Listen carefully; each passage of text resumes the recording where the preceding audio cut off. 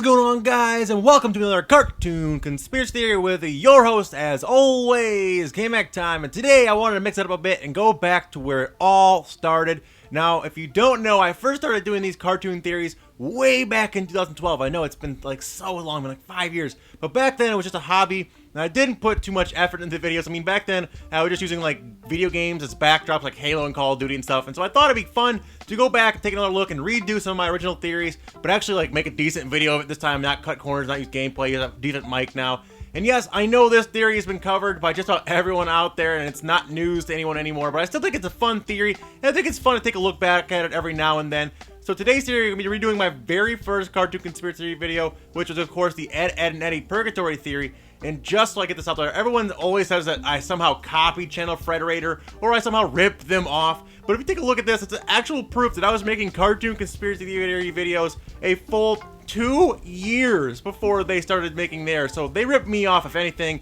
But that's a topic for another day. Like I said, I'm not mad at them, I'm not upset at them. I'm just saying I'm tired of getting people saying that I ripped them off, when clearly it's the other way around. But like I said, that's not a big deal. What we're here to talk about today is a theory, so let's go ahead and jump right into it. Now, as you guys all know, probably this theory claims that everyone in the show is actually dead, and they may sound crazy, but here is why it's not crazy when you take a closer look.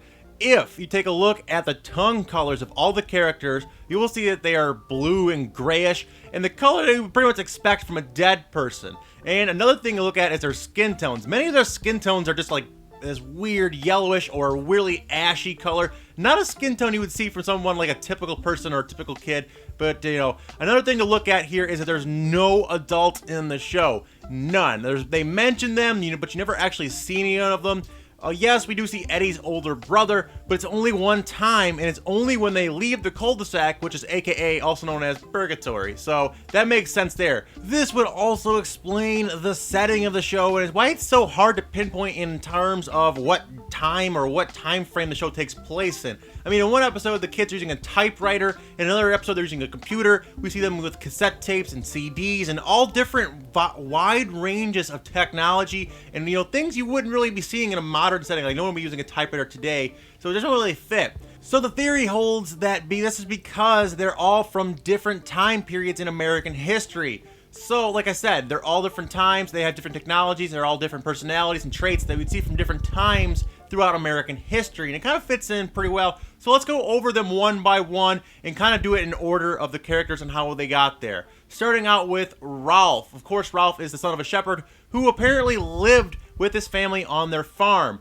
Now, he was not only the first to die, he was the first to live on the land that is now known as the cul-de-sac. He died in 1903 after being trampled to death by his bull who broke out of its cage from the barn. He then took care of his farm animals even in his afterlife and still continues to do so in his farming duties on a daily basis in Purgatory. Next up, Johnny and his family moved into the farm that Ralph's family used to own. In an attempt to compensate for the lack of friends and the abundance of free time he had, Johnny created Plank, who would stay with him for the rest of his life. Even after years of fighting tuberculosis, Johnny unfortunately died in 1922 and took his friend Plank with him to the afterlife in Purgatory. Next up, Eddy was born in New York City but moved to the neighborhood shortly after 1932 as it began to start forming from many families moving into a new land. Because it was during the Great Depression, Eddy became a schemer in order to get by. However, in 1939, it inevitably brought him to his death when he drowned in a river while trying to run away from a group of children that were trying to get revenge on Eddy after he scammed them out of his allowance. Next up is Sarah and Ed, who were born in the late 1940s, and when the cul-de-sac started to take form from the popular pre-planned developments of the post-war era.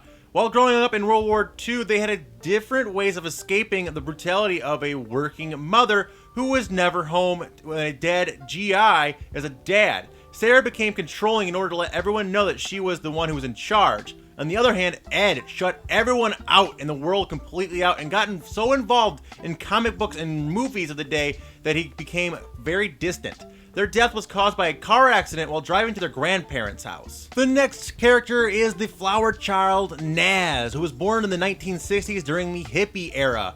Growing up as a beautiful girl, she always flirted with the boys and lived carelessly. However, in the summer of 1979, a serial killer escaped from a nearby prison and broke into Naz's house to rob it. Her whole family was murdered after Naz was raped and killed, however.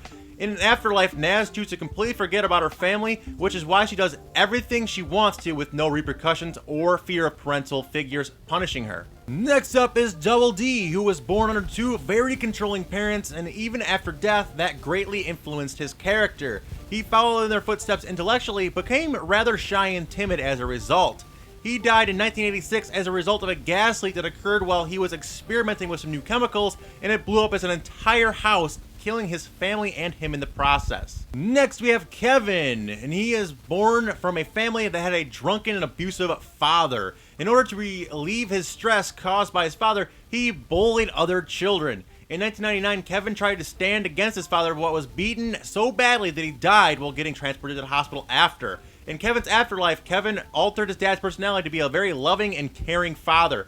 However, Kevin still remains being a bully and having bullying tendencies of the other kids in the neighborhood. And finally, Jimmy was the last kid to join the rest in Purgatory after he died from leukemia in the early 2000s. Before his death, Jimmy lived in Kevin's old house under his protective parents who never let him outside to play with other kids. As his day passed by, Jimmy stayed in a small bedroom fighting his illness until he eventually died, like I said, in the early 2000s.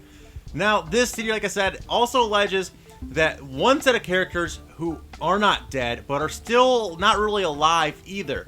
Remember that the antagonist Canker sisters, who frequently abuse, berate, and really just kind of make fun of the Ed boys and the rest of the characters, they say that they are actually demons placed in Purgatory to torture the kids.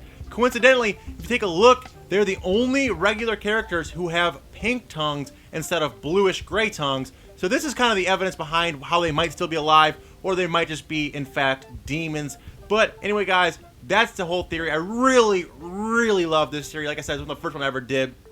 And it adds a layer of creepiness to everything, and it just kind of fits so well together, you can't help but wonder if it's true. Now, I know the show's creators have been asked about it many times, and they always say it's not true, but it's such a great theory that I kind of just take it as fact anyway, and it changes the universe so different. It's so cool. And when I go back and rewatch the episodes, I look for more things that go along with the theory, and it makes it more fun for me to go back and rewatch some of the reruns.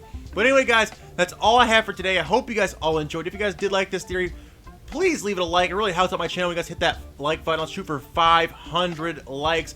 Like I said, this theory probably isn't new to you. You've probably seen it before. But I just wanted to take another look back, and it'd be kind of fun to go back and make some of these videos for you guys again. Let me know if you guys want to see more of these and what theories I should go back and redo. If you guys have thoughts on that, leave a comment down below. Also, let me know what you guys thought about the theory and all that kind of stuff down in the comments down below. I love reading all of your guys' comments. But until next time, guys, remember that's always KMACK time somewhere. Until then, take it easy and peace out.